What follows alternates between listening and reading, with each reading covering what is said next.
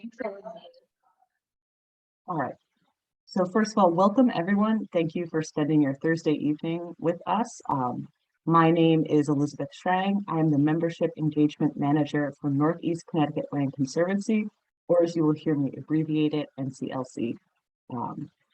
If you are new to us, NCLC is a regional land trust serving Litchfield County and Northern Fairfield County. We are the largest land trust in the state and have been working to protect natural and working lands since 1965. Recently, we celebrated the conservation milestone of protecting 13,000 acres, which we're very excited about. And part of that protected land includes 21 public preserves and 40 working farms. So one of my most joyful parts of my work is doing events like this to sort of connect our membership to the natural world and explore it in different ways. And tonight I am very happy to introduce Summer Hoogenboom, who is a wildlife biologist, member of our Brookfield Advisory Council, and joins us from Zoo New England. So she will be definitely the person to ask about our wildlife questions. So with that, I am going to turn it over to Summer. And once again, we'll be taking questions at the end. So just put those into the chat box and I will make sure Summer sees them. Summer, I give it over to you. Thank you so much, Elizabeth. Hi, everyone. Thank you for joining. I'm so glad you were all able to make it tonight. I wanted to just quickly introduce myself and talk a little bit about how I became involved with NCLC and why I'm here to talk to you about wildlife cameras. So I, again, am Summer Hoogenboom. I'm an NCLC volunteer. I've been volunteering with the organization for about a year and a half now. And I grew up in Connecticut. I have lived in Connecticut almost my entire life. I just moved to Boston, but grew up in Connecticut surrounded by woods.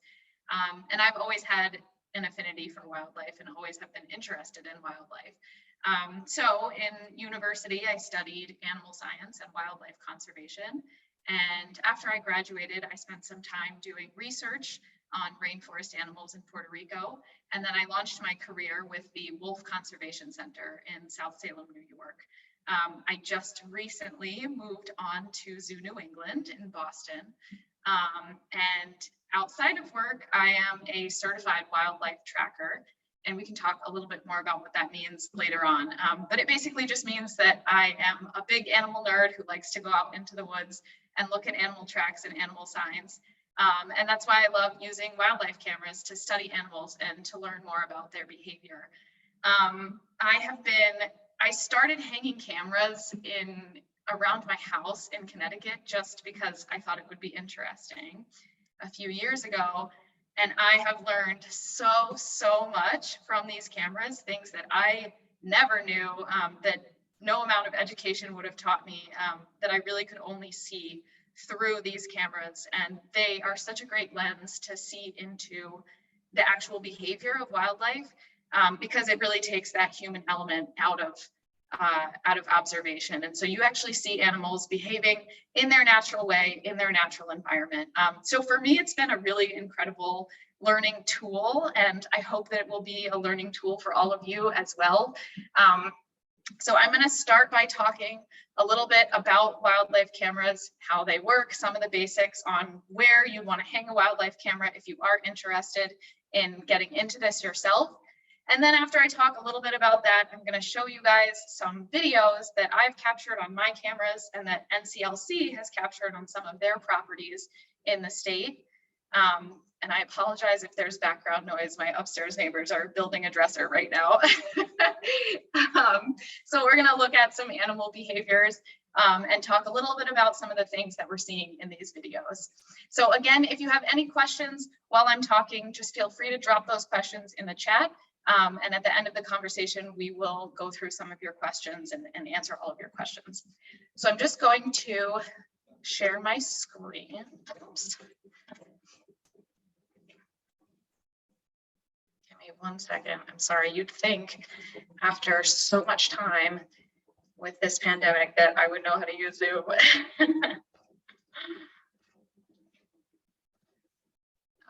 so I'm gonna go Beginning. Okay, and Elizabeth, can you just quickly confirm for me that you are seeing the presentation full screen? Absolutely, full screen, it looks thank beautiful. you. Okay, so I'm just quickly going to talk about what a wildlife camera is and how to set one up. So a wildlife camera, also called a remote camera or a game camera, is basically a motion activated camera equipped with sensors to pick up on movement. Most wildlife cameras are completely silent. The shutter is silent, and they use infrared light to capture nighttime photos and videos and to capture movement. So each wildlife camera will be equipped with a PIR, an infrared sensor, and an LED infrared flash. And that will just be able to capture animals in the nighttime without them actually seeing that flash. So again, it will help show their natural behavior. They may be unaware that the camera is there. Now, wild animals are not always unaware that the camera is there. I often capture videos of raccoons coming up and playing with my cameras, of deer kind of looking into the camera, trying to figure out what it is. So it is a foreign object in their environment, and sometimes they may react to its presence, but a lot of times they don't even notice it, which is really awesome for capturing videos. So when you're setting up a wildlife camera, there are just a few major things that you want to keep in mind. Obviously, the first big thing is the location, and how do you decide where you're going to set up your camera? If you're lucky enough to have some land or to have a yard, then setting up that camera on the perimeter of your yard is a great place to start, because animals, especially animals like coyotes and bobcats, like to move between properties, and they really like to spend time in those kind of fringe habitats that are between people's houses and between urban areas and wild areas. Another thing to look for when you're setting up your camera is tracks or signs of animals. And so this is an example of a tree that probably is home to some raccoons, because there are several piles of raccoon scats at the bottom of the tree. This is an easy one to look for. Raccoons use latrines, so they'll go to the bathroom in the same place multiple times. So if you see what looks like a big pile of scat at the bottom of a tree, that's probably a really good sign that there are raccoons living in that area. Another thing to look for when you're setting up your wildlife camera are animal trails, like the one you see in this photo. So animals will often create their own trails through the woods. And you'll actually be able to see those trails pretty easily if you start looking for them. Animals also use human trails pretty often. So something you want to keep in mind is if you have private property and you have human trails on your property, that's a great place to see wild animals on camera. However, you want to be really careful and avoid not putting your wildlife cameras on public trails unless you have spoken to the organization that's managing those trails and you've developed some sort of partnership with that organization. Because cameras, for starters, some people don't want to be captured on camera. So if it's a public trail, you don't want to be capturing video content of people without their permission. And secondly, cameras are really prone to getting stolen. So we'll talk about that also in a minute. Another thing that you want to keep in mind is water sources. So putting your camera near a water source is a great way to capture animals, and especially if there is a log or some sort of bridge or structure that goes over the water, because a lot of animals are going to be using that structure to cross the water just like we would. So when you're walking through the woods, keep your eye out for things like that. And if you look a little bit closer at maybe a log going over the water or a bridge, you might actually see some animal activity on that log. You might see some scat, you might see some claw marks, you might see little pieces of a nutshell or something from a squirrel that was eating on top of it. So just open your eyes and keep your eye, keep an eye out for any signs of animal life around you in the woods. And that'll really show you where these animals are active and where the best place to capture content will be. The next thing you want to keep in mind is the season and your target species. So the time of year can dictate where and when animals can be found. So for example, if you're hoping to capture baby animals like this adorable fawn, you'll want to hang your camera in the early spring to summer months. So say March to August. That'll be a great time to capture baby raccoons, fawns. You may even get lucky and see some bear cubs. I've seen some coyote pups captured on camera in June, which was really exciting. So keep in mind the season when you're thinking of what you want to capture. Again, if you want to capture bears, bears are going to be most active in the warmer months. So April to September or April to October is when you're most likely to see bear activity on your camera. And then another thing is to utilize the winter months to know where animals are. So when there's snow on the ground, it's a lot easier to see tracks. So go out when there's a fresh snow and look for animal trails. Quite often animals use the same routes, especially animals like coyotes, especially animals like bobcats, like raccoons. These animals tend to walk on the same trails when they're looking for food and when they're traveling in their territories. So look for those trails, and that's a great indicator of where you should hang your camera. Another thing you want to keep in mind, again, is your target species, because you want to hang your camera at a height that's going to capture that species. So this is a photo taken of a deer. This is an example of a camera that I hung where the deer was not actually the target species. As you can see, some of the top of the animal's body is cut off, but we can see her adorable face because she's looking down in the camera like I described before. But this was a camera that I hung to capture coyotes and bobcats. So this was more appropriately placed for the height of that animal. A great way to test this out is when you go to hang your wildlife camera, just turn it on, hang it up, and then stand in front of it and use yourself as kind of a guide for what you can see in the frame, and stand in different places. And then when you go back to your computer, look at those videos, look at those photos, and see kind of where you are in the frame. And that'll help you determine how high up off the ground you want to hang your camera. So another thing you really want to keep in mind when you're hanging your cameras is safety and sensitivity to the wildlife in the area. So like I was saying before, cameras are very prone to getting stolen. And this is not just because people want to have the camera itself, but it's because sometimes when people are out, even near private property, out in the woods, if they think they're being recorded, then they might think that they're trespassing, but there's a reason that they're being recorded, that they're being caught doing something wrong. And so a lot of times that will lead people to steal the camera or to take the memory card out of the camera. So you want to get a lock box for your camera and a lock cable to make sure that it's safe. And it even helps sometimes to put a disclaimer on the camera as well. This is an example of a camera that I was managing for NCLC in the Birch Rocks Preserve in Brookfield. So I don't have a lock box on this camera, but it was lock cabled to the tree. And then as you see, I have a little lock that's actually locking the camera shut so that no one can open it and take the memory card out.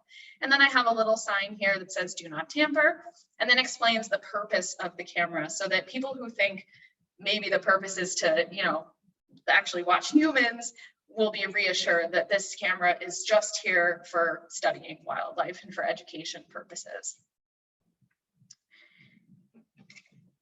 Another thing you really want to keep in mind when you're hanging your camera is to be sensitive to the animals in the area. So you're going out into their habitat and you're placing a human item into the place where they live. So one of the best practices to actually capture animals on your cameras is to, once you hang the camera, not revisit it for some time. Give it at least 2 weeks between each time you visit the camera, because that will give the animals in the area a chance to get used to it, a chance for your scent to leave the area and your signs of being there to leave the area, so that that wildlife can feel more comfortable moving back into that area and starting to behave normally. So when you hang the camera, although it can be so exciting and you want to go check the photos right away and the videos, try to wait and give those animals some time. And that's how you're gonna get your best content anyways. Okay, so now that we have talked a little bit about hanging cameras and how to hang a camera and where to hang a camera, I'm going to start going through some videos, and we're going to talk about some of the videos that we've captured. So give me 1 second. I'm just going to switch my screen here.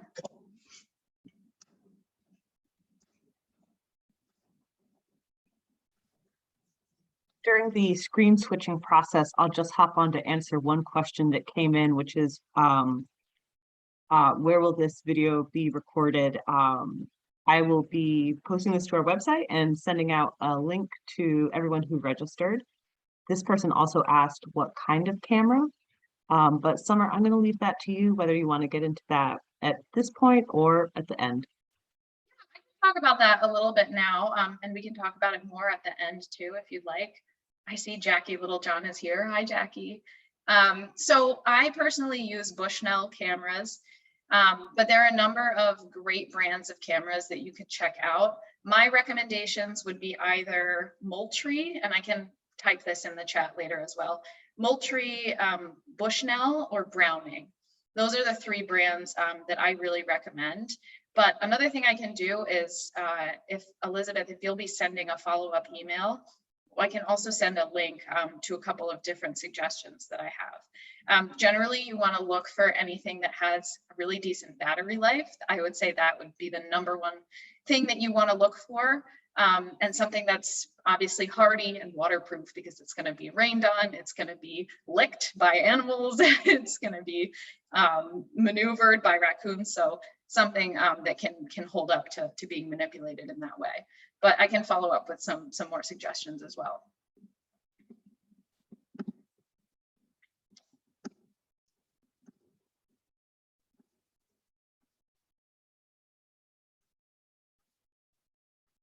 Okay. So does everyone, I guess you guys can't answer me, but Elizabeth, do you see the beaver? You see it. Yeah. Okay. So this is our first video we're going to show. This was captured on one of the NCLC cameras. I'm actually not sure where this was captured. Elizabeth, I don't know if you know where in the state this was. Yes, this is at our Cobblebrook Vista Preserve in Kent. This is a terrific preserve to visit. I'll plug the preserve fully in my follow-up email. A fun anecdote is that we did have a trail camera here, and the beaver did pull it down and incorporate it into its dam. They are active there. Oh no. Yeah, sometimes bears also will take a camera off a tree and actually carry it away with them. So always be wary of that. Okay.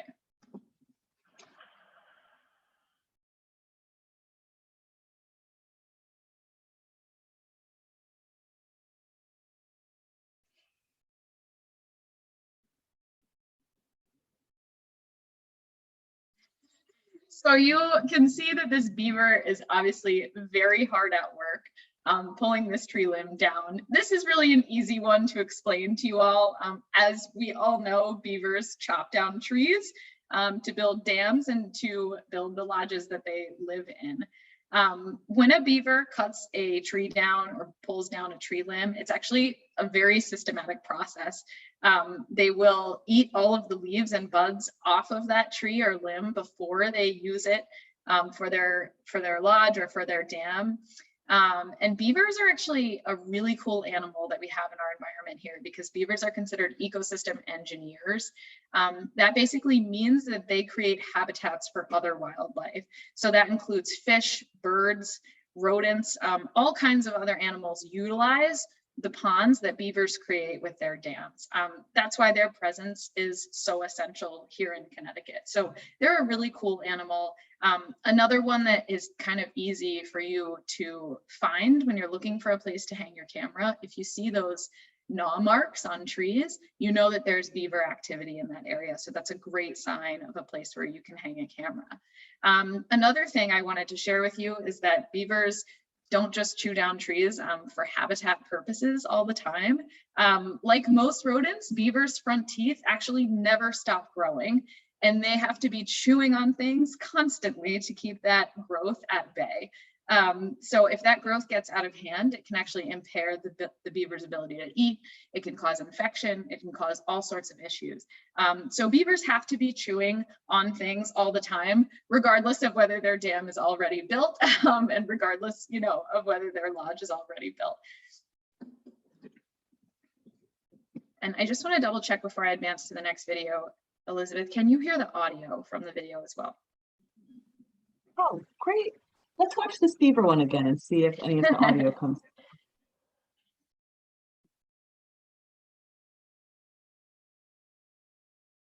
I can't hear the audio, however, I will say there's not much to overhear Okay. besides rustling. Okay. I just, No audio. Our broader audience has confirmed that, so I'll ask our audience to imagine that. Also, several of these videos have been featured in our social media. I'd be happy to send out some links if you're very curious about the particular sounds some of these animals may be making. Perfect. Okay. So this next video is a really fun one.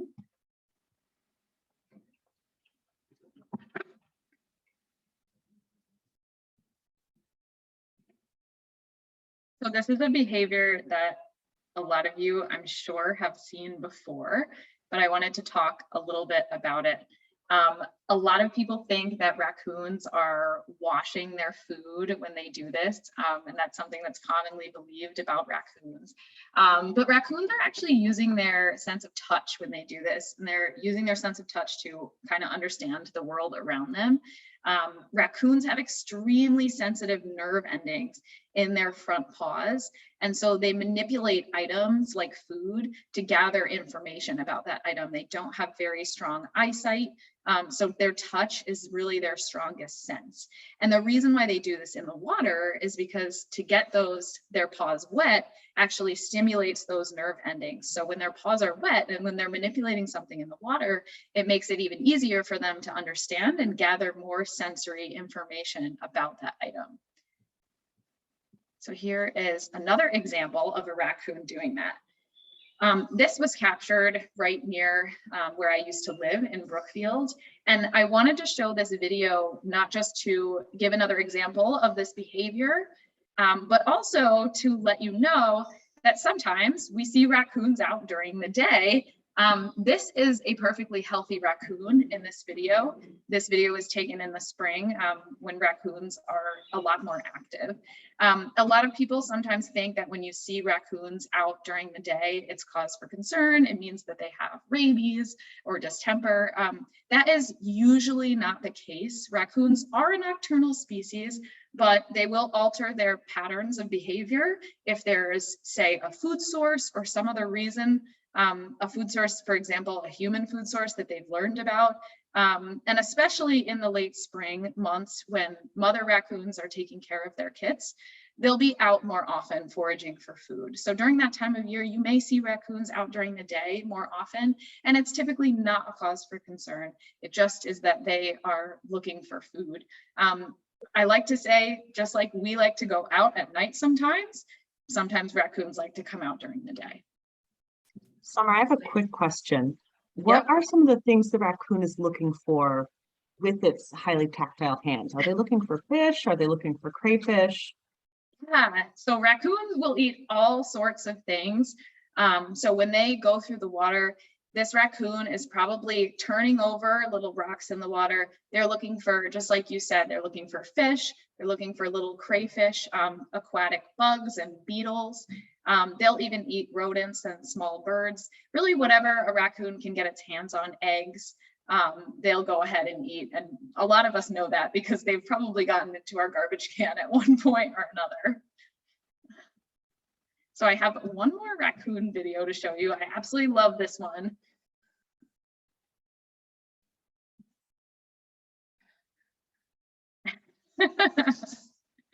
I just think that's the cutest video ever. I'm going to play it one more time while I talk so we can all enjoy it again. So this is a little raccoon family. You'll see the mother poke in there on the left-hand side and the 3 babies in front and that one who's playing. This was actually a family that has 4 babies, but you can only see 3 in this video. So these babies are foraging for food with their mom.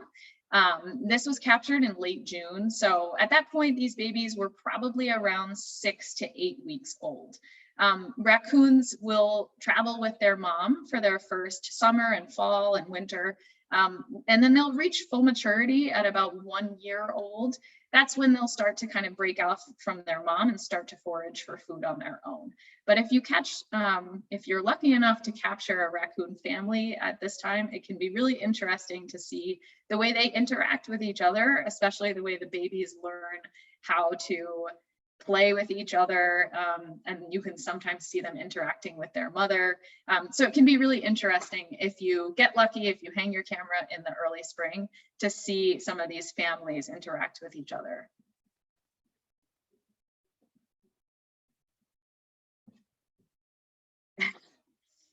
So I love this video. This is another NCLC video. This is up at the Alice McAllister Preserve on Mud Pond. A terrific spot to see birds, and we've got some bears there. The reason why I chose this specific bear video is because I mentioned earlier that you can see where animals move through the woods very often. So for example, you can see where deer move through the woods, you can see their trails, you can see coyote trails. Unlike coyotes, unlike bobcats, bears do not move very nimbly through the woods. And this is a great example of that, this bear just kind of mowing down this tree in front of it. So when you're looking around, especially when you're in an area like a wetland area where there are ground plants like skunk cabbage, keep your eye open and look around, see if you see crushed plants on the ground, broken branches, things like that. Something like that could indicate bear activity in the area or that a bear has walked through recently. And if you keep your eye open, if you see something like that, you'll notice that it is the exact width of a bear. So that can always be a good indicator. Bears are not very graceful in the way that they move through the forest. So that can be a kind of easy one to find if you keep your eyes open.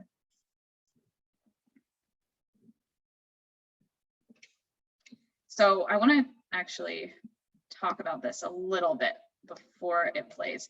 So you will see this first coyote move up here into the top of the frame. I want you to keep your eye out at the very top of the frame, and you're going to see a little pair of eyes, and it's another coyote moving along. I'll play it a couple of times so that you can catch it. Once you see that little pair of eyes bouncing along, look back to this other coyote and look at its body language.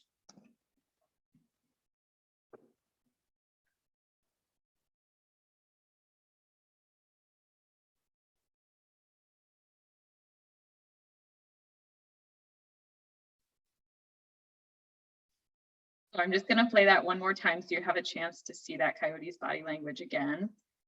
And it's greeting another coyote in the top of the frame there.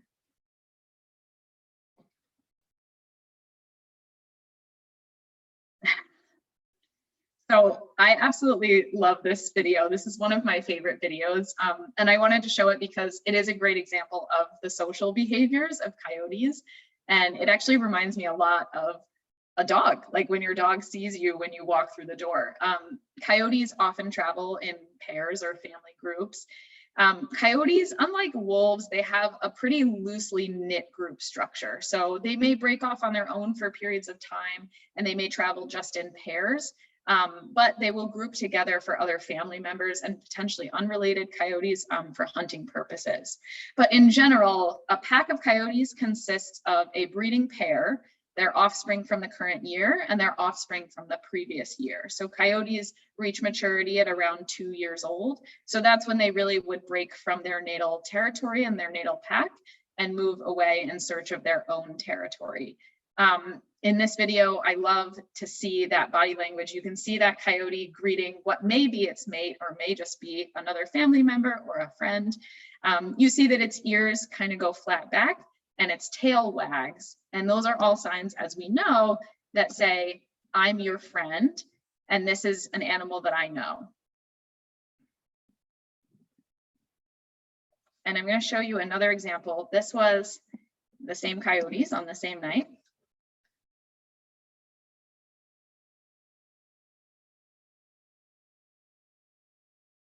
So there actually were more than two. The two displayed in that previous video may have been a pair, or These could be 3 siblings. These could be 2 parents and an adult pup. So these could be related coyotes, or these actually could be unrelated coyotes, but it is most likely that coyotes traveling together are part of the same family. Okay, so this next video, I'm going to show you 2 videos of this great blue heron.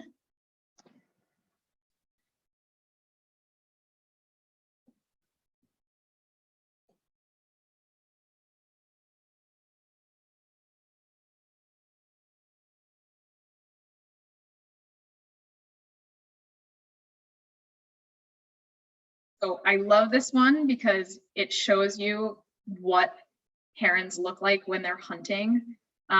This heron is walking along looking for food in the water, and the way that they hunt their food is by moving very slowly like that, and at times by standing very, very still. So they have kind of an ambush hunting strategy. Some really interesting facts about great blue herons. Great blue herons can actually be found in every town in Connecticut. So we have a really healthy population of them in Connecticut, even though we don't often see them. They are also the largest of all herons. So they can actually reach up to 63 inches tall. So it's a very big bird.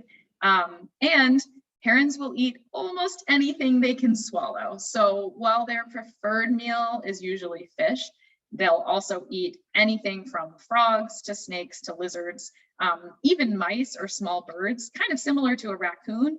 Herons are opportunistic and will eat pretty much anything they can find. This next video is a little bit sad, so a little bit of a trigger warning, but I wanted to give an example of what I just was talking about.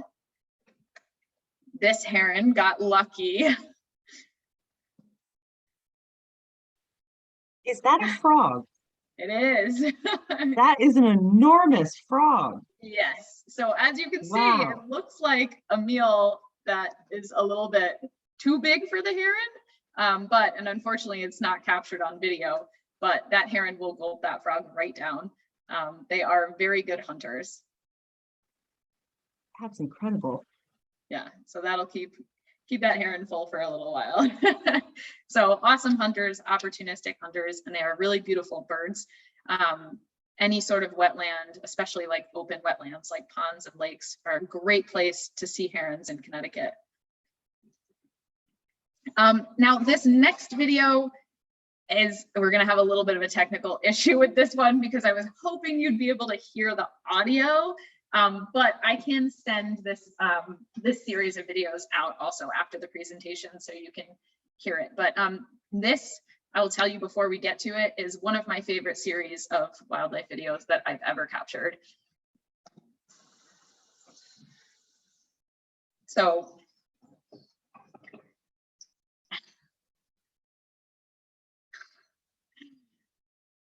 when I send this video out later, I want you to listen in that beginning section before the fawn hops into the frame.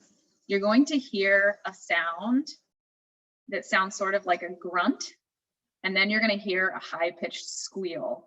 That's actually this fawn's mom calling in the beginning of the video, and the fawn calling back saying, "Mom, where are you?" And so the reason why you see this fawn kind of jump into the frame, looking a little bit frantic, looking a little bit, he's clearly looking for his mom. And I know it's a he because I saw him later with his antlers growing in.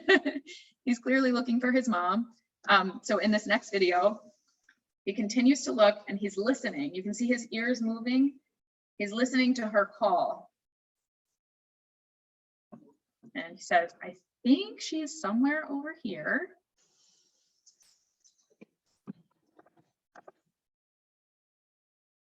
And there she is. And he gets very excited about it. So something to keep in mind that I think this video is a great example of is even newborn fawns get left alone by their mother for long periods of time. And this is totally normal. Deer will leave their fawns alone for even up to 8 hours at a time while they forage for food.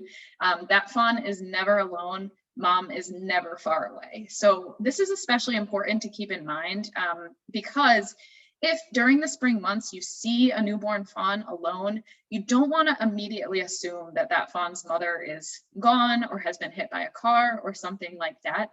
She's almost always nearby, but if you come and kind of interfere, she's going to be too scared to come back and to come get her baby. So the best thing to do if you do see a fawn that's by itself and that's looking helpless is just wait a really long time. Wait at least 12 hours. And if 12 hours have passed and you still haven't seen any sign of the mother deer coming back, that's when it might be time to call the wildlife rehabber and explain to them what's going on. But generally, when you see a fawn alone, usually mama's not too far away. So again, I will send those out so you can hear the audio because it's really cool to listen to them calling to each other. I'm gonna finish up with just one more video. This one is just for fun because I think it's adorable and I want you all to see it.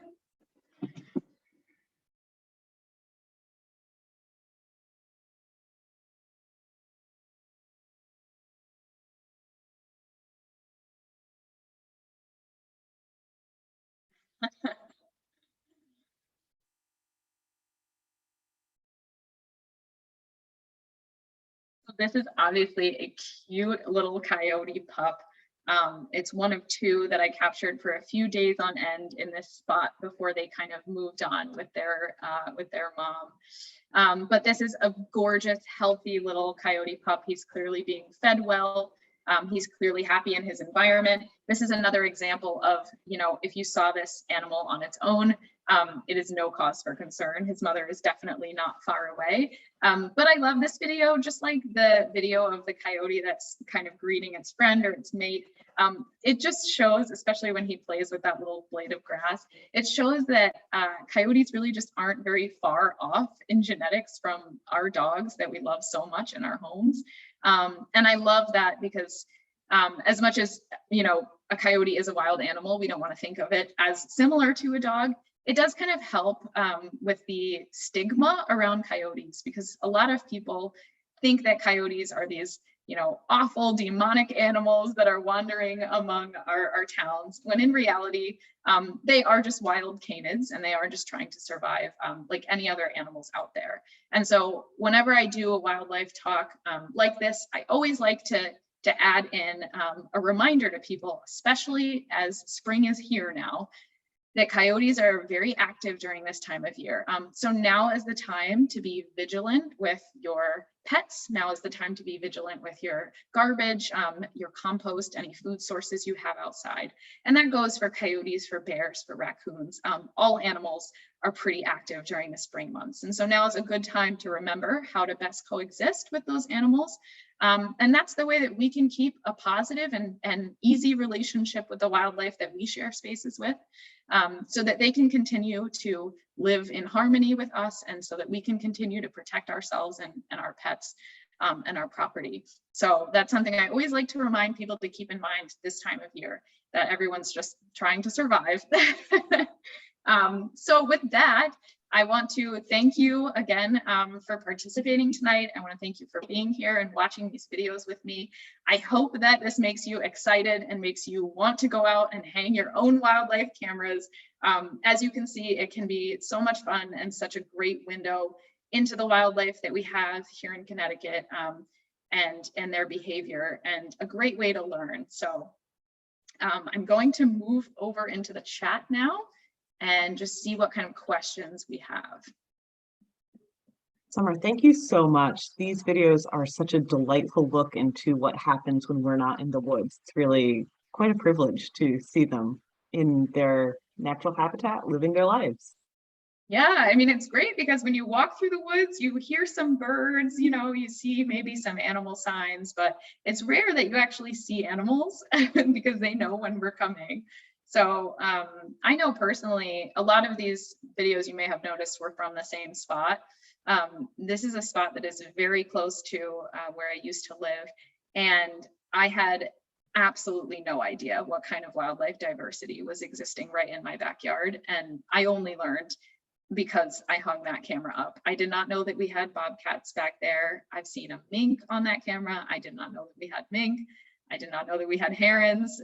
So it really is such a great learning tool and such a good reminder that wildlife is living among us and is sharing spaces with us and is close to our homes. And so it's a good reminder of the fact that we should remain vigilant and always remember to be coexisting with the wildlife around us.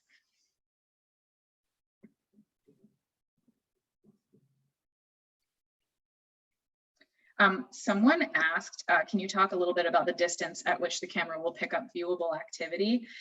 This is dependent upon, it varies from camera to camera. So it's something that you want to look for when you're choosing a camera. Personally, I think my cameras, they say that their detection range is 90 feet. Now that is probably in bright sunlight, bright direct sunlight. So also take into account when you're looking for a camera that the number that it gives for that maximum range may not be the same at night and may not be the same in inclement weather, in rain. So it's always best to hang the camera in a spot where you know or you think that animals are going to be passing sort of close by, because I have seen instances of the camera saying it'll detect up to a certain distance, but you can't really, it doesn't really detect because there's brush or because there's rain or something like that. But in general, I would say maybe like 30 feet would be a good 30 to 50 feet. Depending on what sort of brush is around the camera is a good estimate. We had another question related to cameras, which was, do they use motion sensors to control when they record? Yeah, so that's primarily how these cameras work. They're able to detect motion. They use an infrared sensor to detect any sort of motion. So that's how they see that an animal is there. Now, another thing you want to keep in mind with these motion sensors, a lot of times you can set the camera sensors to a light sensitivity, a medium, or a really strong sensitivity. I usually keep mine in that medium range because when I've set it on a high sensitivity, I got 1,300 videos of skunk cabbage growing in front of my camera, which was also an issue of how close to the ground the camera was. So when you set your cameras, pay attention to the brush that's around the camera. Try and make sure that there are no like tree branches or shrubbery right in front of it, because any wind then that's blowing those shrubs or those leaves around, the camera may pick up on that and may use up, all of your battery life or all of your memory card space. And there won't be any animals, it'll just be plants. Speaking of memory space, one person would like to know, do you have any experience with wireless cameras?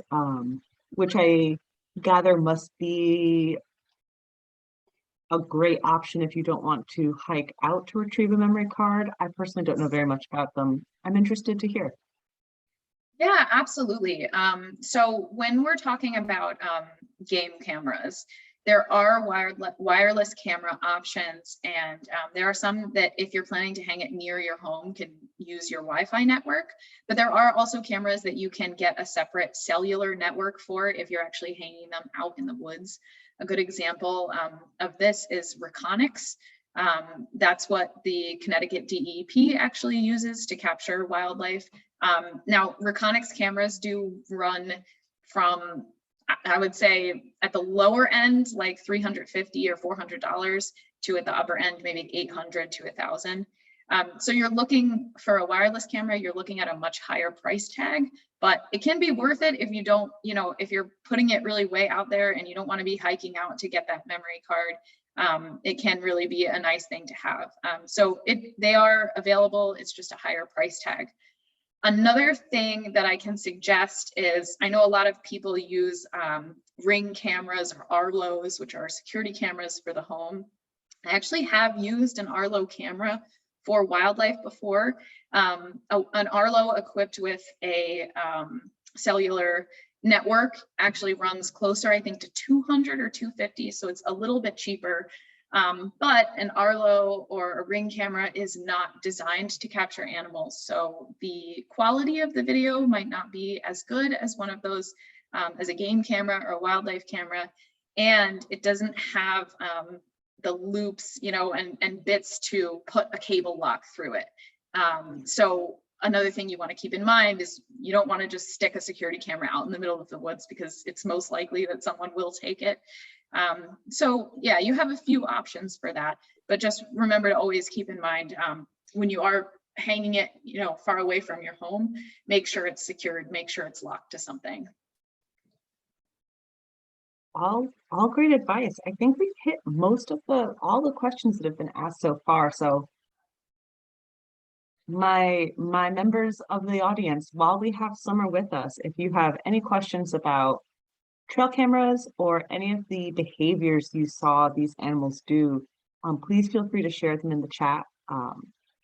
Tomorrow I'll send out a follow-up email with some of the resources we've talked about tonight, so that you can explore getting your own trail camera started if that's something you're interested in, or more places online to see, you know, truly amazing videos of animals when we're not there.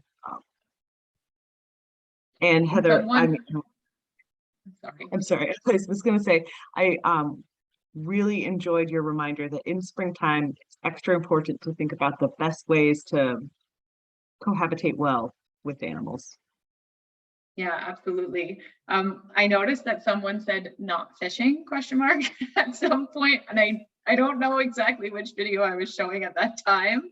That was raccoons with hands in the water. Okay, I was gonna say, if it was the heron, it was fishing. But the raccoons, yes, I mean, when they're doing that, they are looking for food, they are foraging. But the reason why they're in there with their hands feeling everything is because they're gathering that sensory information about their environment, and they will gather that sensory information about their food as well. So they are looking for food, they are foraging. They're just doing it in their interesting little way. Okay, well, if you have any other questions, if you think of any other questions, I'll also have Elizabeth share my email in the follow-up email that she sends out. And I want to thank you all again for tuning in tonight. Summer, we've got one late-breaking question. Okay. Have you ever seen a mountain lion in Connecticut? And I think it means I love this question. whether it's on camera or with your own eyes. Yes, this is a question that I get a lot, and it's something that I like to talk about with people. I have never personally seen a mountain lion on camera, nor have any of my colleagues in the wildlife field. And I forgot to mention at the beginning of this presentation that I am also a volunteer for the Connecticut DEP Wildlife Division. The last mountain lion that was confirmed to be in Connecticut was actually seen in 2011. It was a male mountain lion that unfortunately was hit on the Merritt Parkway by a car. That mountain lion had traveled all the way from North Dakota to Connecticut. So we do not have a breeding resident population of mountain lions in Connecticut. There are a lot of myths and rumors that there are mountain lions here. The DEP is covering it up. That is not the case. If there were mountain lions living in Connecticut, we would be seeing them on people's wildlife cameras. We would be seeing signs of them like prey in trees. We would be seeing their tracks.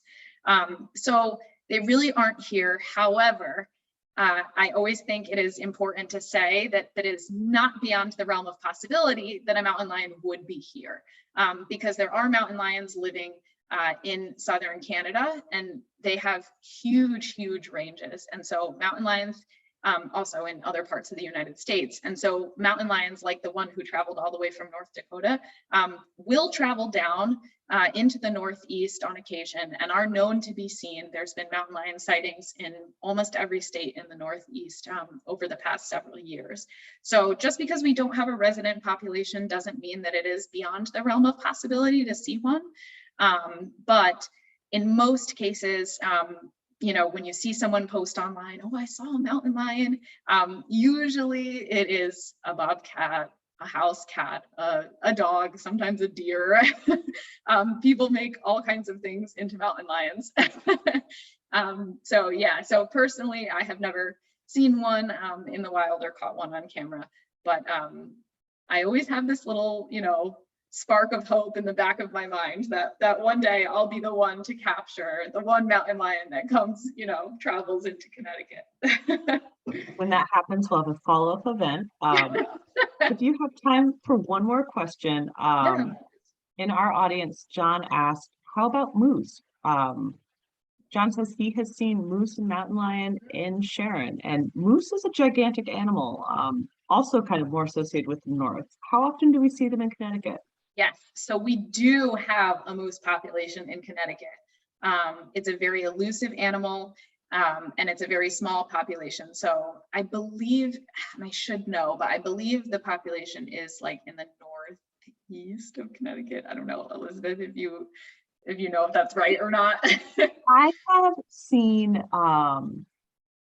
on Facebook people posting moose pictures from the very, very northwest corner, Sharon, John, Yeah. and Salisbury, and Canaan was very up. Okay, yeah, so more the towns. northwest than the northeast. Yeah. Yeah, sorry.